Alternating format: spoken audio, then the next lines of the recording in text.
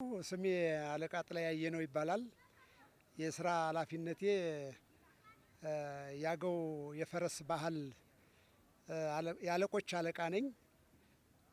የማስተላለፈው መልእክት ለመላው ኢትዮጵያ 86ኛው የአገው ፈረሰኞች ባህልን ለማክበር ዝግጅታችንን ጨርሰናል።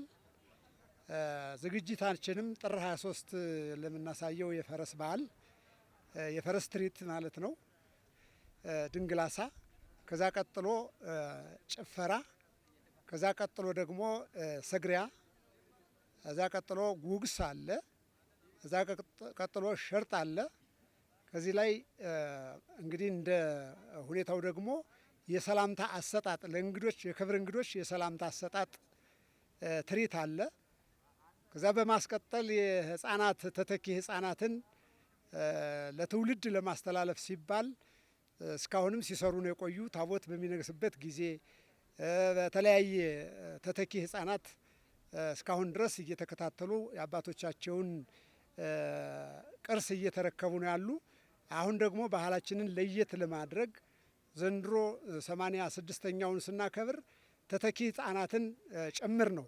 ተተኪ ህፃናትን አሳትፈን ራሳቸውን አስችለን ማለት ነው ከኛ ከአባቶች እንዲረከቡትና የተረከቡ ለመሆናቸው ደግሞ ማሳያ እንዲሆን ተተኪ ወጣቶችን ከ14 ዓመት እስከ 18 ዓመት ያሉትን አዘጋጅተናል ማለት ነው ለጥር 23። ስለዚህ በአገር ውስጥም ያላችሁ በውጭም ያላችሁ ይሄን ታሪካዊ ባህላችንን አደረጃጀት ያለው ባህላችንን በእድሜ አንጋፋ የሆነው ባህላችንን እና በእድሜ 86ኛ ዓመቱን የሚያከብር እና አደረጃጀት ያለው በአባላት ብዛትም ደግሞ 62739 አባል ያለው ማህበር እስከሆነ ድረስ በኢትዮጵያ በቅርስነት የተመዘገበና